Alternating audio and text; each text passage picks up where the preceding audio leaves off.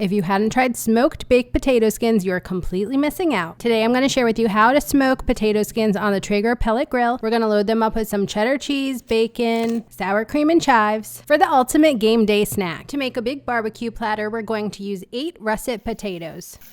Give them a scrub and wash them off, and then poke some holes in the potatoes.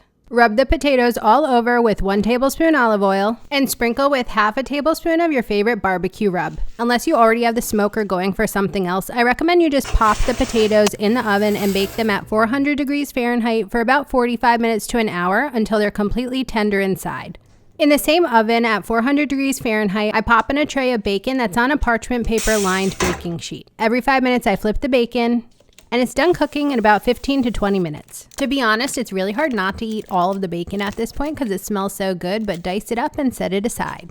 Once the potatoes are done baking in the oven and are completely tender inside, let them cool, then slice them in half horizontally. Use a large spoon to scoop out the inside, but leave about 1/4 of an inch all around to make sure they're sturdy enough for your toppings. Spray about 2 teaspoons of olive oil on the insides, and then sprinkle with about 2 teaspoons barbecue rub. For cheese that melts perfectly, shred up 8 ounces of sharp cheddar cheese. Add the cheese to the inside of the halved potatoes and sprinkle with that cooked bacon. I hope you have more cooked bacon left than I did. Pop your baked potato skins in the smoker at about 325 degrees Fahrenheit for 20 to 35 minutes.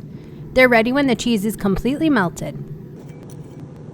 Now, it would be fun to do a smoked potato skins bar, set up a bunch of fillings. You could do like pulled pork, shredded chicken, chopped brisket. But to keep these simple and finger friendly, I just load them up with sour cream and chives. You can also add a little barbecue sauce for a little sweet tang. If you love easy recipes like this, make sure to grab my free barbecue ebook. You can find that in the description of this video, and check out some more of my SipBiteGo recipes. Like always, find the step-by-steps for these recipes at SipBiteGo.com. Delicious.